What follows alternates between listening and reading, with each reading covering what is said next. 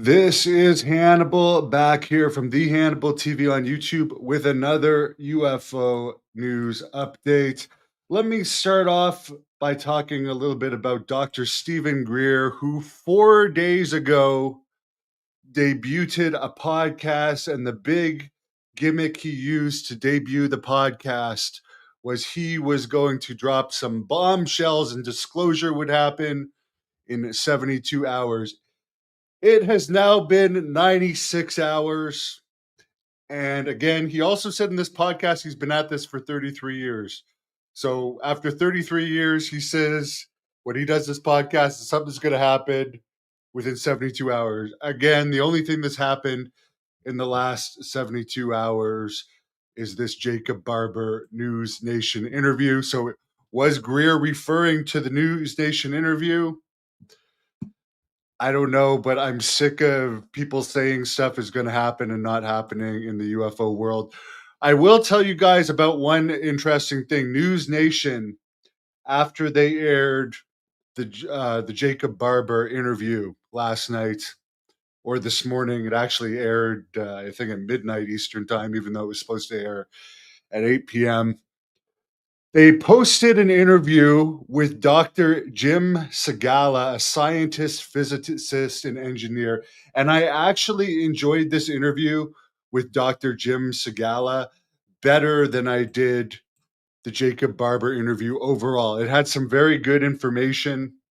And I'm going to tell you guys what this Jim Segala said in the interview with Ross Coulthart. That was interesting because they were talking about the most interesting claims to me of Jacob Barber were the physical injury claims that he said he had from dealing with non-human intelligence. So they were talking about boots on the ground, people handling something anomalous in nature. Sorry, and Jacob Barber talked about picking up an object that was in a box in Africa and bringing it to the U.S. This was a mystery box. This was something he had to do as a job when he was with the military. This box, whatever was in it, and supposedly it may have been something of non-human intelligence. Whatever was in it, they had the authority to use lethal force if someone tried to intercept them, bringing this box back to the U.S. Everybody on his team got physically ill in the hospital and actually were in the hospital after interacting with this box. And Jacob even lost skin from his arms and developed a heart murmur after handling this box. He was apparently in contact with some type of energy that left a medical footprint on his body. So Jim Segala was discussing this. He's a PhD, again, scientist, physicist, and engineer. He said radiation or electron radiation deposits can cause skin to peel off. This can happen when people come into contact with anomalous objects. You get skin liaisons and cancer dimples or bubble like reactions on the skin. Most of the time, these go away in a week or two, not all of the time. This can happen when people come close to an orb as well. Bubbles that look like pimples or herpes skin infections can develop on the skin. Heart issues and negative autoimmune responses can also happen, such as heart murmurs and the onset of autoimmune disease and problems with the cardiac system. The doctor believes that these issues happen when whatever these NHI or anomalous phenomenon try to communicate with us.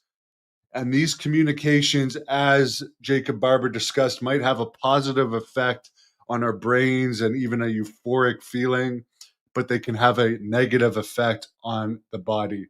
Even Travis Walton, who I interviewed, the alleged alien abductee that the movie Fire in the Sky based on, did have a negative reaction to a UFO. It actually zapped him, and he believed the reason why he was actually transported in the abduction was because they were trying to save him from the negative physical effects he had from his interaction with the UFO.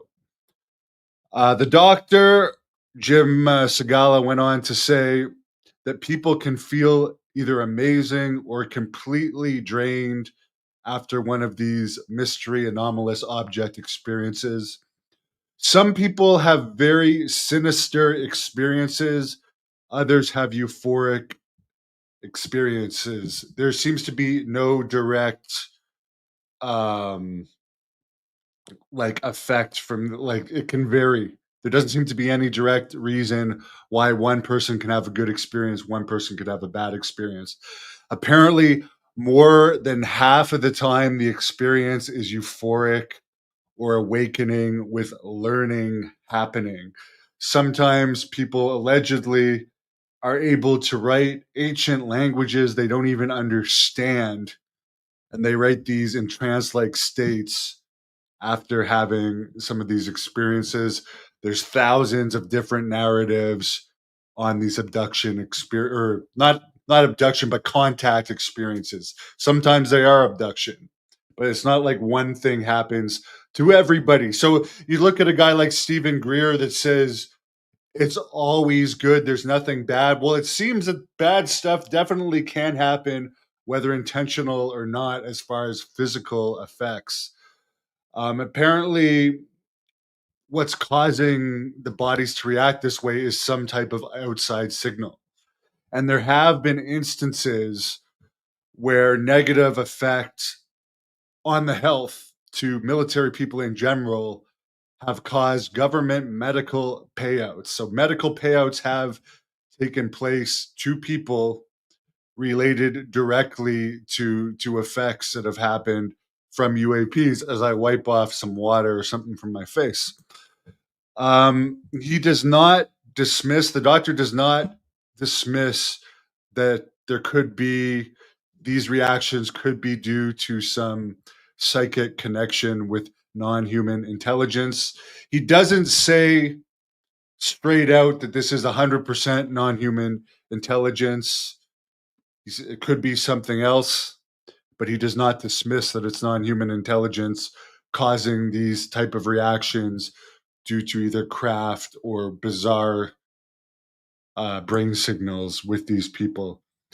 Apparently, the AARO, according to Ross Coathart, the new people government agency investigating unidentified aerial phenomenon, are interested in accompanying Jacob Barber's Skywatch team on their next outing, where they're going to try and summon UFOs. So very interesting.